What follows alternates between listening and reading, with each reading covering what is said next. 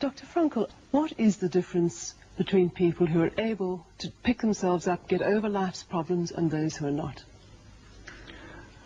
The decisive factor is decision, the freedom of choice, the freedom to come up with a decision. It should be, I would like to become this way or another, in spite of conditions that should only seem to fully determine my behavior. I wish to act freely as a responsible being, which is a human being. I wish to act in accord with heredity and environment, owing what I become to them, but also, if need be, in spite of the worst conditions.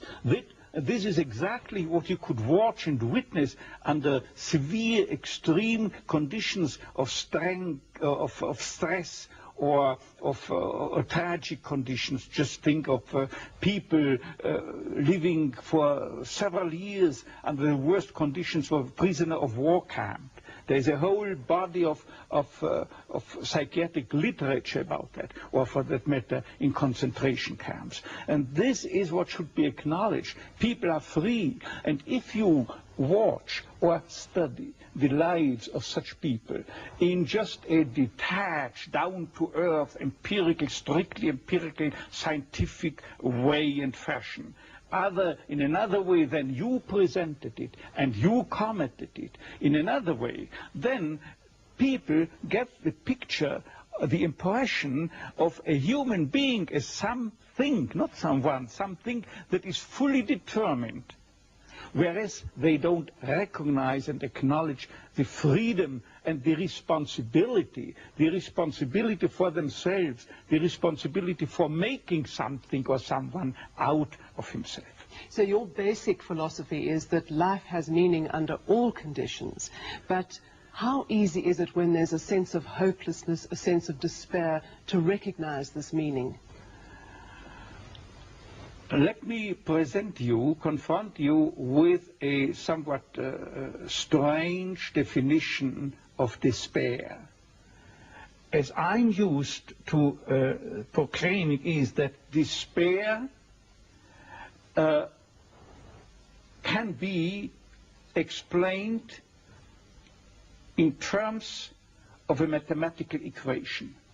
D, capital D, equals S minus M.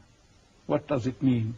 Despair is suffering without meaning.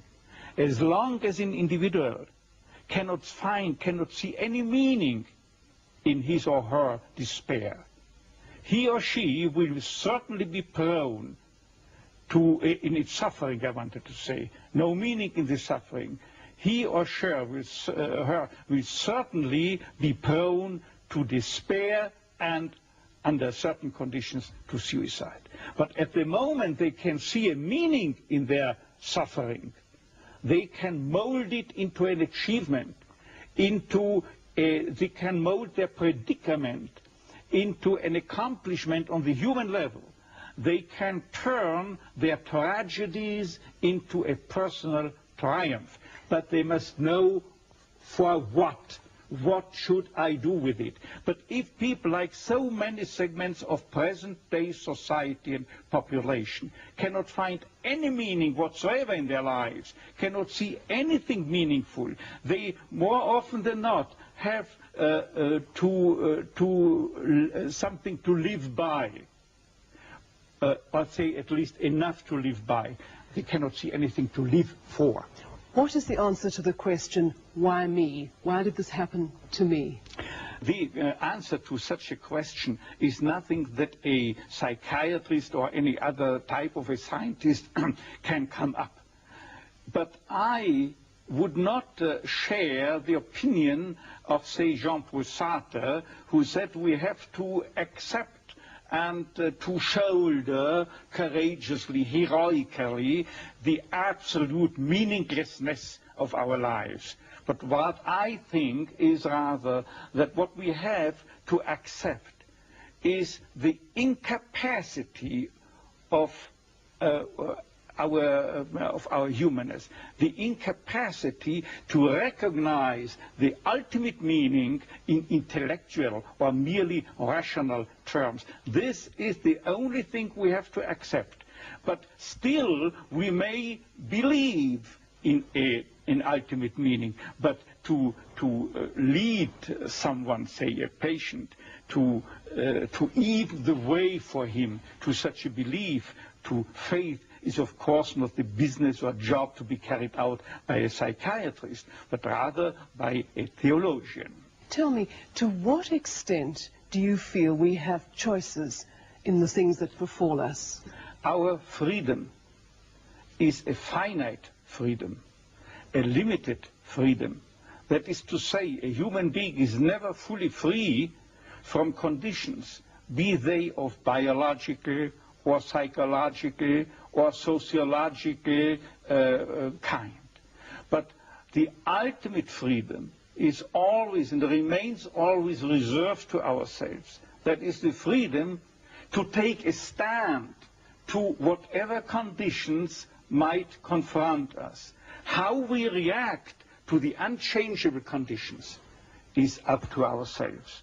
In other words, if we cannot change the situation, we have always the last freedom to change our attitude to that situation. Dr. Frankl, give me an example of meaning that can be taken out of a situation of despair.